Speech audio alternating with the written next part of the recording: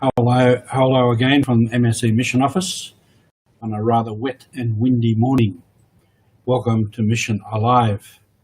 Even if it's wet and windy, the mission is still alive.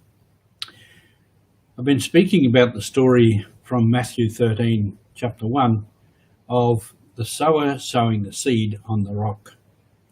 This morning, on the sower sowing the seed, and this morning I want to talk about sowing the seed on the rock.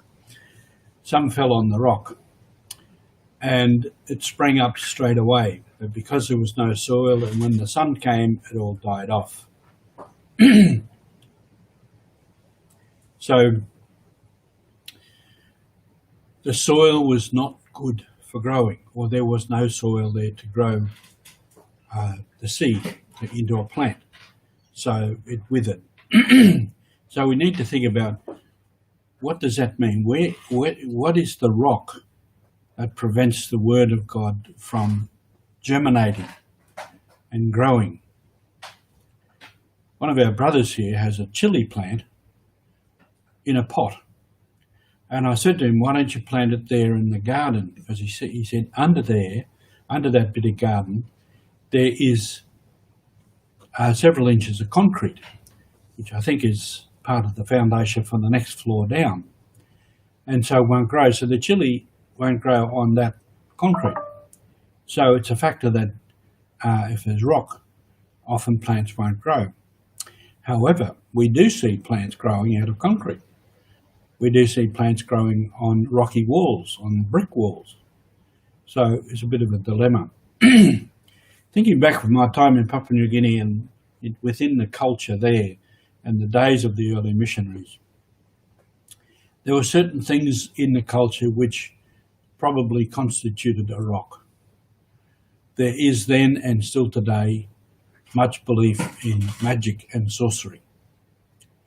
And this can prevent people from believing. Other things like cannibalism, headhunting, fighting, war, are all rocks in the way of this seed growing.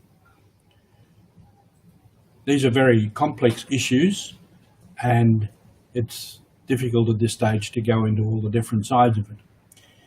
But even within that, even though there are people there today, people of great faith, very good Catholics, priests and religious, who still believe in magic and sorcery, but on the other hand, on one hand and on the other hand, they have great faith. Maybe the one belief strengthens the other. But what is a rock? What really prevents people from believing? Or that they believe and then it withers? We can think about an individual. I met a man when I was in Mount Harkin. He was an expatriate from another country who absolutely hated anything to do with church and with God. Totally rejected it. Totally. With a vehemence.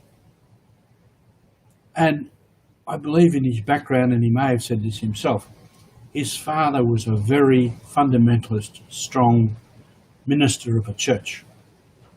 I suspect he grew up, and when he started to think for himself, he just rejected all of that altogether.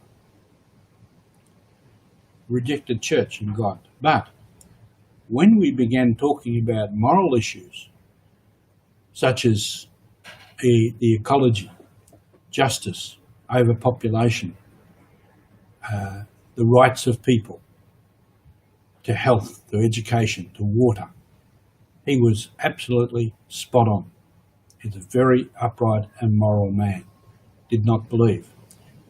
So you might say the word actually did take root in him, but not in terms of church and in terms of faith.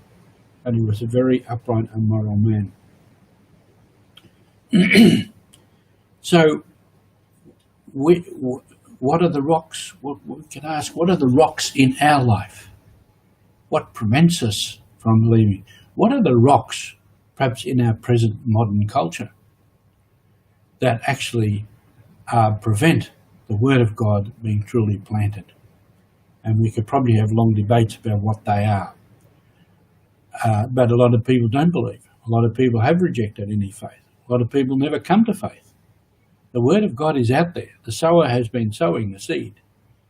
Why hasn't it sprung up? So the rocks in our lives, in our culture, the things that prevent the Word of God.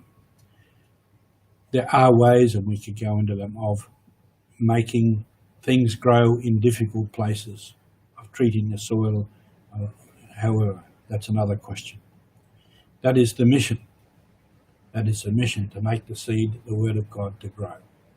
On this windy day, have a good day on mission.